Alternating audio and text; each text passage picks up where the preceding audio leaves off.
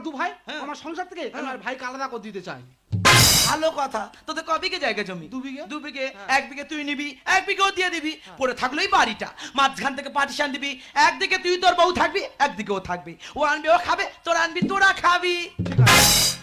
আমার একটা বক্তব্য আছে। তোমার আবার ও বক্তব্য? তো বাবার টাকা বে করছে, হ্যাঁ। বাবা বেঁচে টাকা বে করছে, হ্যাঁ। বাবার টাকা মানে আমার হাফ ভাগ আছে, আছে। আর বৌদি হাফ ভাগ দিতে তোর হবে। মান তুই কি মনে করছিস? তুই কি মনে করছিস? ওই যাবে। ইয়ে আমি কি ঘর ছেড়ে চলে যাবো? যা না, যা। দীপেন্দ্র কাটা যা, চল যা। হ্যাঁ, মনে আছে বিশাল দীপেন্দ্র কথা মনে আছে? ছেলে মাথা দিতে ওর কাজ করে যা। তোর মতো স্বামীর দরকার নেই, আমি মধুর সঙ্গে থাকবো। আমি ভেবেছিলাম কেরালাতে আনবো রে খেটে, দিছে দীপেন্দ্র। পাড়ার লোকে বলে আমার বউ গেছে জুটে। আমি স্বপ্ন দেখে কাঁদি ভাইয়ের বাচ্চা ওর পেটে। বাজে কথা বলবে না, আমি ঝোড়া আলুর দিপি খাচ্ছি। আমার চরিত্র নিম পাতার মতন পবিত্র। আমি ভেবেছিলাম কেরালাতে আনবো রে খেটে, পাড়ার লোকে বলে আমার বউ গেছে জুটে। আমি স্বপ্ন দেখে কাঁদি ভাইয়ের বাচ্চা ওর পেটে। আমি স্বপ্ন দেখে কাঁদি ভাই। হ্যাঁ রে মধু, কি? আমরা সবাই জানি তুই একটা পাগলা হাগলা ছেলে। হ্যাঁ। তুই যে এত বড় শিয়ানা হ্যাঁ। আমরা কেউ বুঝতে পারিনি। আমি বুঝতে পেরেছি, ওরকম কথা বলে আমার বৌদিতে আলাদা করে দেবে, হয় যে। কোনোদিন পারবে না।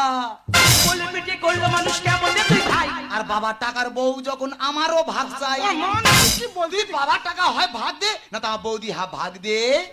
সে বলে ভাবিসটা কি মনটা কি চাই চাই। আর দাদা চেয়ে ভালো সার্ভিস দিচ্ছে কেবলা ভাই। এবারে ওর কামড়াবো। দাদা আমি ভাবতাম ভাইটা পাগলা হাগলা কিছু বোঝে না, এ তো শাসিয়ার এক শিয়ানা।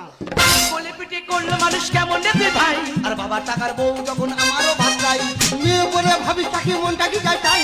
দাদা চেয়ে ভালো সার্ভিস দিচ্ছে কেবলা ভাই। পাকে ধরে রান্না ঘরে, পাকে ধরে রান্না ঘরে খাচ্ছে দে হারিছে দে। আমি স্বপ্ন দেখে কাঁদি ভাইয়ের বাচ্চা ওর পেটে। আমি স্বপ্ন দেখে কাঁদি ভাই। তো দাদা কি করুণা ভাইরাস আছে? হ্যাঁ। বাড়ি এসে ডাক্তার আবার আক্রমণ করতেছে। এই, আমি আক্রমণ করতেছি, তোরা দুজন তোমার পাগলা করে দিচ্ছি। মিছে মিছে তোরা কেন করিস মারামারি? আরে লোক দেখানো সেবা করে দেওয়ার ভাতারি। এবারে ওর গলা টিপে ধরু। এই, আমি তো কথা এমনি বলছি, দাদা তোমার বললে বিশ্বাস করবে না। আমার বাইরে একটা রাধা গোবিন্দের মন্দির আছে, সেই রাধা গোবিন্দের মন্দিরে দিন রাত হাত জুড়ে করে পড়া আছে। তা ওর মধ্যে হয়েছিলাম কি জেনে বসা আছি। আজকে থেকে করে দে ওর আলাদা হাড়ি। আর বৌদি ছাড়া হলে দেব গোলায় দড়ি। তুই যদি আমার বৌদিতে আমার আলাদা কর দিস, আমি হয় বিষ খাবো না, তার গলা দড়ি দিয়ে আত্মহত্যা করবো। মিছে মিছে তোরা কেন করিস মারামারি? আরে লোক দেখানো সেবা করে দেওয়ার ভাতারি। আজকে থেকে করে দে ওর আলাদা হাড়ি।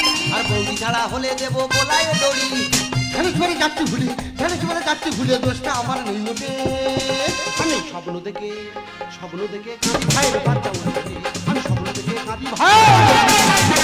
এই চটু, আমি তোকে ফোনে কি বলেছিলাম? আমাদের ভিডিও অফিসে ভাইটাল মিটিং আছে, তোদের বিচার আমি আর করতে পারবো না ভাই, আমি চললাম। ও কোরআন কি বলি শোনো, তুমি যখন এসো আমার দুবার বিচারটা করে দাও। আরে বাবা, তোদের কি বিচার করবো বলতো? তোর ভাই বলছে তোর বউয়ের ছাড় মারা যাবে, তোর বউ বলছে তোর ভাইয়ের ছাড় মারা যাবে। তোদের পারিবারিক বিচার ভাত তোরা করে নিস, আমি এই চললাম। ও কোরআন শোনো, ও কোরআন।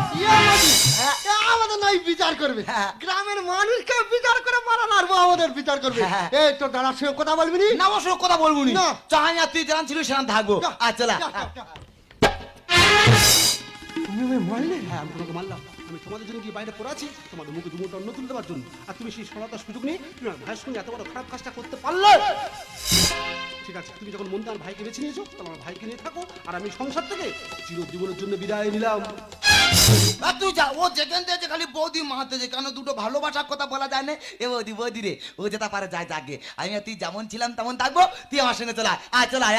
হয়েছে কি বলতো, আমার দেওর ও কাজে থাক, কিন্তু আমার স্বামী কাজে গেলে আমার কোনো কষ্ট লাগে না। আমার দেওর মধু, ও যাওয়ার কোন ছাড়া হলে আমার একদম ভালো লাগে না, কারণ আমি তো মধুর ভালোবাসি।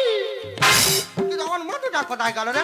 এ মধু, মধু রে, তুই ডাতি গাইয়ে এই, কোথায় ছিলি? আয় যা, তুই ডাতি গা বল। এই দেখ কি তোর দাদা তোর আর আমার ঘরে রেখে আর কাজে চলে গেছে।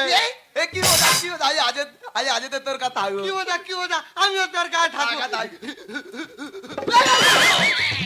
ঠিক তোর আছে, খেয়ে যেয়েছে নাই রে? আরে মধু শুধু আনন্দ পাচ্ছে। আনন্দ ওরা করতি। এ তুই কি বলবি কি? তুই কি বলবি?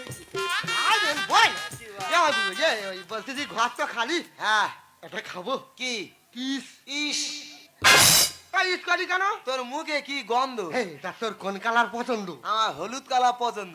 মধু ওই জন্য করছে, এক সপ্তাহ দোকান মধুই নি। ও কালার করে রেখেছে এই সেনটা কারণ ছেলেছে বডি আসবে এই তো মধু এই সেন মেরে তুই যদি কোনো মেলায় যাস হ্যাঁ। মেয়েরা মেলা ঘুরবে না তোর দিকে ছুটে আসবে যেখান থেকে আমাদের বাড়ি বউ হয়েছে কোনোদিন শাঁখ বাজাতে পারলো না শাঁখে ঠোঁট দেবে কি তার আগে দাঁত লেগে যাবে তুই ভেতরে কথা জানি না সব বলিনি কো তুই বল আমি বলি আর তুই পাড়াময় করো আই কারা বলুন তুই কই বল না শিওর বলছিস তো হ্যাঁ। এটা মধু না রে ওসব কোনো ব্যাপার নয় হ্যাঁ। আমি বিরাট তো শাক বাজাতে পারি বল, বল। আমার তো বিরাট দম তখন নতুন বিয়ে হয়ে যাইছি তা আমার শাশুড়ি মানে তোর মা বলতেছে বলে এই যাবো পাড়ায় ওই পূজা হচ্ছে আর শাক বাজানোর প্রতিযোগিতা হচ্ছে হ্যাঁ। বৌমা শাক বাজাতে যখন পারে তার নামটা দে হ্যাঁ। তা মধুরে এরকম কিনে মটুরে একটা শাক নিয়ে আর কি হ্যাঁ। মধু ফুক ধরেছি এ বাবা রে 16 সেকেন্ড হ্যাঁ। 17 সেকেন্ড হ্যাঁ। 18 সেকেন্ড হ্যাঁ 19 সেকেন্ডের মাথায় দম পড়ে নে ভরাট করে পায়খানা করে ফেলেছি বাবা তুই তো নোবেল জয় হয়ে গেছে গো মধু কারো কাছে বলিনি মাইনি কার